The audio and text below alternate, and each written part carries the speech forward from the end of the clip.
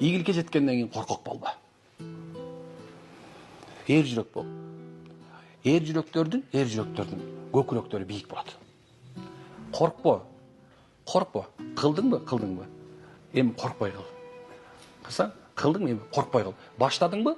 Аягын ташта эми. Бир кадам койдуңбу? Ар жагын коркпогун. Анткени сен Кудай Тааланын жардамы бар. Эгер эки анжы болсоң кылба.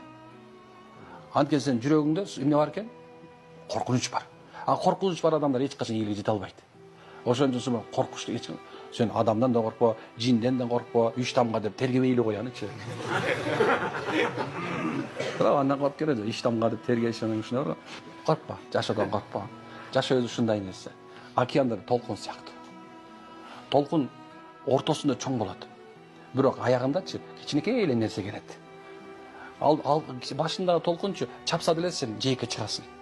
Ортодо толкун субханалла ушундай чаба турган чөгөсүң аныгында. Бирок сен башынан корко турган болсоң, ортосунда баары эмне кереги бар, туурабы? Ошон жашоодон коркпош керек. Жашоодо ооруп калгандан коркпо, жашоодон кедей болуп калгандан коркпо, сен тиштап кетет деп коркпо, сен жашоосу мага жетпей калам деп коркпогун. Анткени тагдырды билбейбиз. Бүгүнкү күн ушундай нерсе. Эркектер бөтөнчө коркпогула. Субханалла, үй бүлөңдү кантип багам деп коркпо. Кантип аялдарымды багам деп коркпо. Кантип ушундай үй алам деп коркпо. Кантип машина алам деп коркпо. Кантип жер алам деп коркпо. Аялың кетип калса да коркпо, субханалла.